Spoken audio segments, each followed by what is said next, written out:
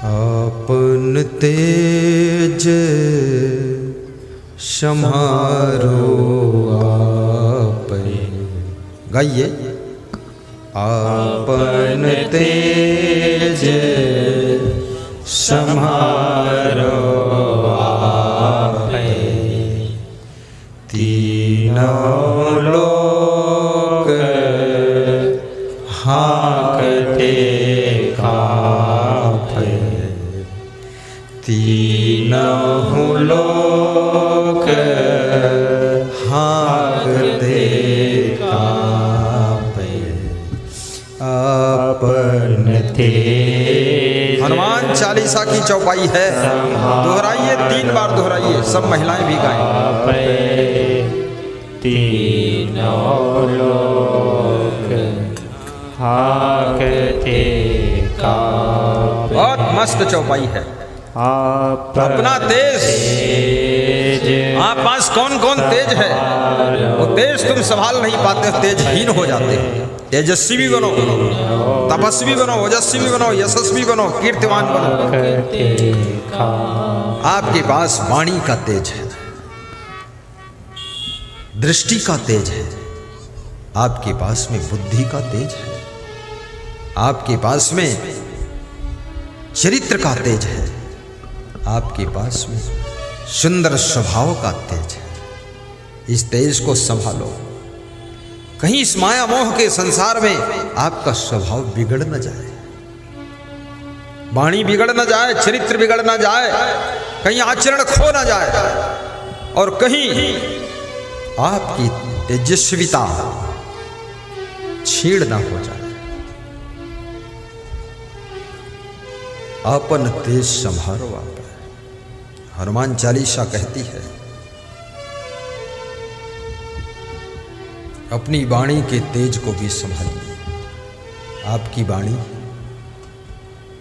ये गाली दे दे करके वाणी तेजहीन हो जाती है, इसलिए गालियां मत बको, कोई फायदा नहीं।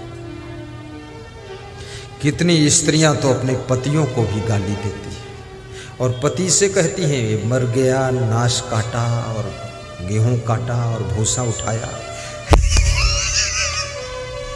फालतू बात बोलती। कितने पुरुष भी इतने क्रोधी हैं, अपनी पत्नी को बहुत गाली देते हैं। तो याद रखना, गाली मत दो। जैसी पत्नी है वही तुम्हारे भाग्य में थी, अब बस स्वीकार करो, जो भी मिली है उल्टा पलटा करती है। कितने लोग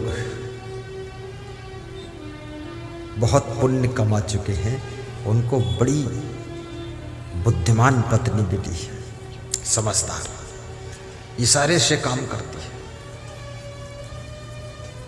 और जिनके पुण्य थोड़ा कमजोर है, उनको थोड़ा बुद्धू भी मिली है।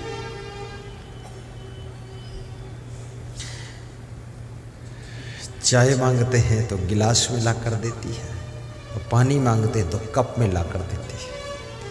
पति सोचता है इतनी भी बुद्धि नहीं, तो बताती है पीना तो है और क्या करना है, कप से पी लो, क्या फर्क है।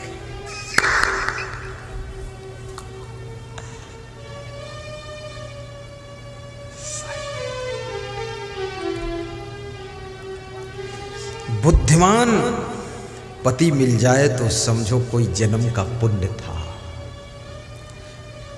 बुद्धिमान पत्नी मिल जाए, ये कोई पुण्य से ही मिली है। बुद्धिमान बेटा मिल जाए, माँ बाप का पुण्य है। बुद्धिमान शिष्य मिल जाए, विवेकवान शिष्य, वैराग्यवान शिष्य, गुरु का कोई जन्म का पुण्य है।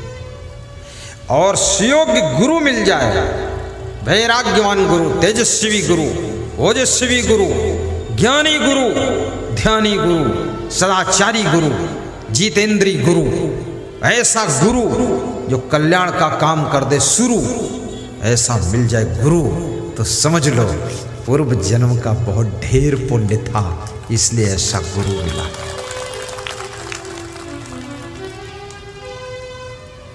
इसलिए खूब पुण्य कमाओ। तुम गाय की सेवा करते हो, पंछियों की रक्षा करते हो, जीवों पर दया करते हो, प्यासे को पानी पिलाते हो, भूखे को भोजन खिलाते हो, अतिथि का सत्कार करते हो, संत का आदर करते हो, सत्संग समागम कराते हो, ये सब करने से बहुत बड़ा पुण्य इकट्ठा होता है। दान करने से भी पुण्य होता है। किसी के दुख को दूर करते हो तो पुण्य इकट्ठा हो जाता है। हमारे पास में एक माता जी आई पिछले गांव में, बोली मेरी चैन खो गई, गले की चैन। तो मैंने ऐसा फूल उठाया, उनके सिर पे लगाया। हमने कहा माता जी दुखी मत होना। तो वे अपना बटुआ खोलने लगी और बटुआ से 100 रुपये निकाल कर दान दिया।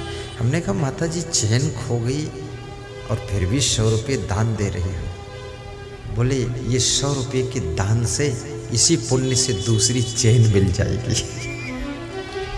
तो हमने कहा आप ज़्यादा दुखी नहीं हैं? बोले आपके ज्ञान से दुख नहीं हो रहा है, दुख नहीं हो रहा। तो मैंने कहा आशीर्वाद है, मिल जाएगी चैन, मिल जाएगी। याद रखना, माताओं बहनों से नम्र निवेदन करूँगा, जब सत्संग में आया करो, सोने चांदी के गहने घर में सुरक्षित रख करके तब आया करो। सत्संग में आओ, गुरु जी की माला पहन लो। वहाँ दुकान पर, साहित्य की दुकान पर गुरु की लाकेट वाली माला बिक रही है, खरीद लो 10-10 माला, पहन लो 1-1 माला और कुछ घर वालों को पहनाओ जा करके, वही शोभा देता है। और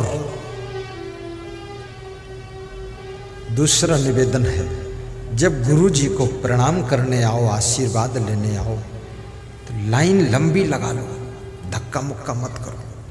एक के पीछे एक, बारी बारी प्रणाम करते जाओ, गुरु जी का आशीर्वाद लेते जाओ। फट से इधर सामने निकलते जाओ, साइड से आओ और सामने निकल जाओ। एक दूसरे को छुओ मत, धक्का मत मारो। गुरु जी जाएंगे कहाँ? चारों तरफ से आपके बीच में घिरे हैं गुरुदेव, जा कहाँ सकते? 10 मिनट ज्यादा लगेगा, फर्क क्या, धक्का नहीं मारना। लेकिन माताओं बहनों में एक विशेषता होती है, ये धक्का मारती भी है और धक्का खाती भी है। और तब इनको अच्छा लगता है कि 2-4 धक्का लगे, बड़ा अच्छा लगा। नहीं, धक्का मारो भी मत, धक्का खाओ भी मत, शांति से, नियम से आना चाहिए। गुरुदेव के निकट से दर्शन कर लो, चुपचाप उतर जाओ। हमारे ऊपर फूल वूल मत डालो, हाँ ऊपर नहीं डालो। वो तो पत्थर की मूर्ति होती है, उसके ऊपर डाला जाता है। ऐसे तुम मेरे ऊपर डालोगे, कोई दूध ला के डालता, कोई पानी चढ़ा दे, कोई बेलपत्र चढ़ा दे, कोई चावल डाल दे, ये नहीं, ऐसा नहीं है। गुरु जी के सामने टेबल लगा, उस पर रख दीजिए, बस हम ले लेंगे वहां से, सब मिल जाएगा गुरु जी को। और गुरु जी के चरण भी मत छू, नहीं, चरण नहीं छूना है।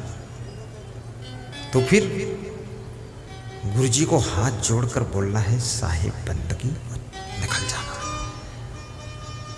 तो क्या छूना है? गुरु जी के आचरण छू लेना है। आचरण, सुंदर स्वभाव, सुंदर चरित्र और सुंदर वाणी और सुंदर ज्ञान, ये सब गुरु जी का छू लो। और छू लो नहीं, इसको ले लो, और ले लो नहीं, जीवन में उतार लो, और उतार लो बिल्कुल गुरु के जैसे तुम भी बन जाओ।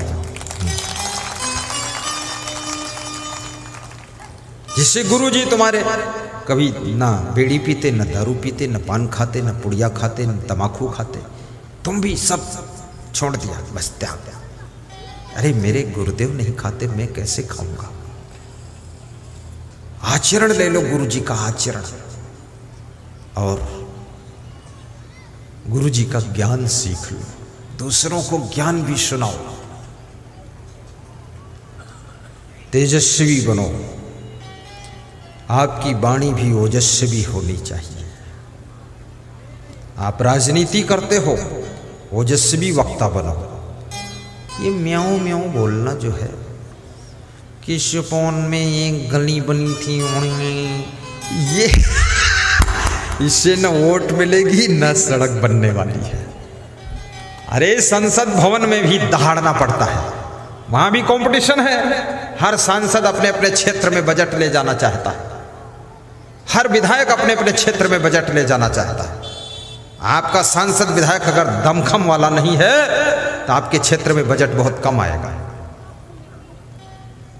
वहां भी बोलना पड़ता है, और बोलना पड़ता, समझाना पड़ता है। तो प्रधानमंत्री भी थोड़ा समझता है कि इसको देना चाहिए, नहीं तो ये मचाएगा वो खुराफात, फालतू बजट दे देगा। म्याऊं म्याऊं करने की जरूरत नहीं। जनता के बीच में भी ओजस्वी भाषण करो, 2-4 श्लोक भी बोलो भाषण में, 2-4 दोहे बोलो, और 1-2 गीत भी गा दो।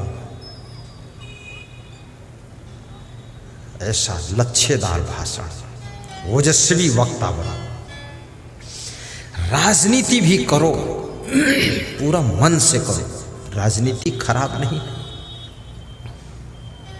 बहुत अच्छी चीज है।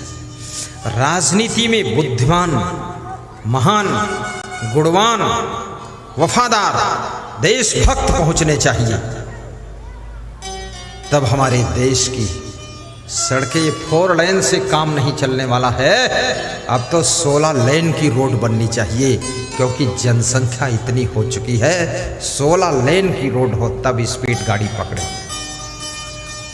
हर शहर में ओवरब्रिज, उत्तर से दक्षिण की ओर, पश्चिम से पूरब की ओर।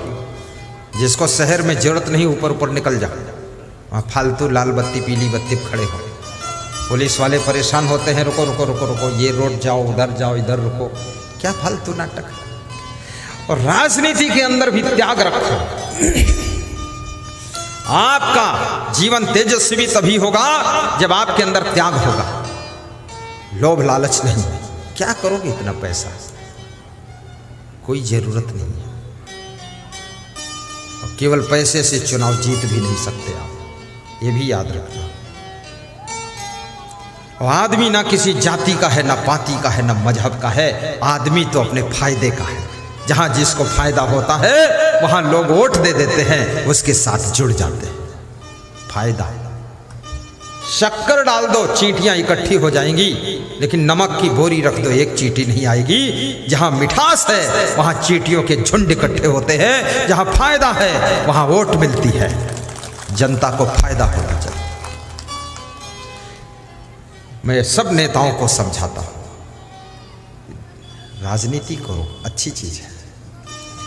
कोई नेता ये मत समझे गुरुजी स्वयं राजनीति करना चाहते, मैं नहीं करना चाहता, लेकिन मैं करवाना चाहता हूं। जो कर रहे हैं वही अच्छा करें, सुधार करने, गलती अगर उनमें है कोई, मैं क्या करूंगा। मैं तो इतनी बड़ी धर्म नीति कर रहा हूं कि इसी से फुर्सत नहीं हमको। राजनीति करने वालों की भीड़ है, गली गली में राजनेता पैदा है, लेकिन मैं जो काम कर रहा हूं समाज सुधार का, संस्कार देने का, ये काम करने वाले दुनिया में बहुत ही गिने लोग हैं, कम लोग हैं। मैं यही काम करता रहूंगा, सबको संस्कार दूंगा। बोलो ठीक है कि नहीं? बोलते क्यों नहीं हो? नहीं बोलोगे तो राजनीति में चला जाऊंगा। बोलो यही ठीक है ना? यही ठीक है। राजनीति तुम करो, तुम बनो मंत्री, मुख्यमंत्री, प्रधानमंत्री। तुम्हें ही मेरा आशीर्वाद। जो राजनीति में काम कर रहे हैं उनको ही मेरी व्यास गादी आशीर्वाद दे रही है। उनकी बुराइयां दूर हो, अच्छे इंसान बने, मांस मछली अंडा नशा शराब मुर्गा खाना बंद करें, एकदम शुद्ध शाकाहारी रहें, और इस भारत देश को भारत माता जैसे कहा जाता है, माता जैसी ही इसकी सेवा करे। ये भारत देश महान बने, ऐसा सब नेता काम करें। ओजस्वी वक्ता बनो, यशस्वी भी बनो। आपके कर्म ऐसे होने चाहिए कि आप यशस्वी भी हों, और तपस्वी भी बनो। हर व्यक्ति को तपस्वी, ये महिलाओं को भी तपस्वी बनना चाहिए। यशस्वी महिला बनो। अरे तुम मर जाओ, दुनिया से चला जाए, तुम्हारा शरीर दफन हो जाए, फिर भी घर के लोग 50 साल तक तुम्हारे यश को याद करें कि मेरी माँ, मेरी सासू बहुत अच्छी थी। राजस्थान में मैं एक गांव में गया, 3 बहुएं आई, तीनों व्यास गादी पर रोने लगे। क्या हुआ? बोले मेरी सासू मर गई। ज्यादातर बहुएं सासू के मरने से खुश होती कि अब जंजाल खत्म हुआ, पर वो रो रही थी रो रही थी फूट फूट कर।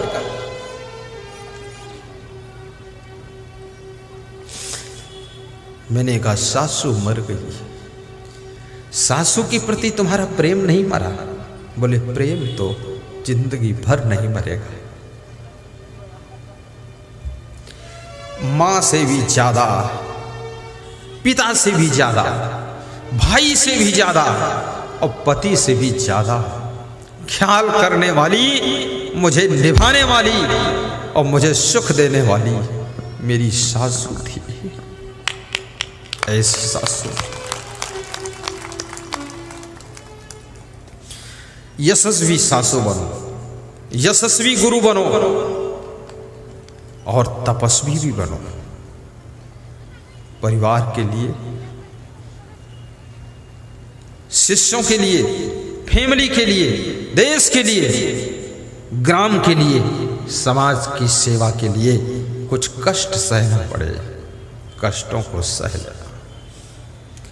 सबके कल्याण के लिए जो कष्ट सह लेता है वही तपस्वी होता है। याद रखना, परिवार बिखरने न पाए इसके लिए दुख भी सह लेना तो तुम तपस्वी महिला कहलाओगी। तपस्वी महिला। साहिब बंदगी बोलो, साहिब।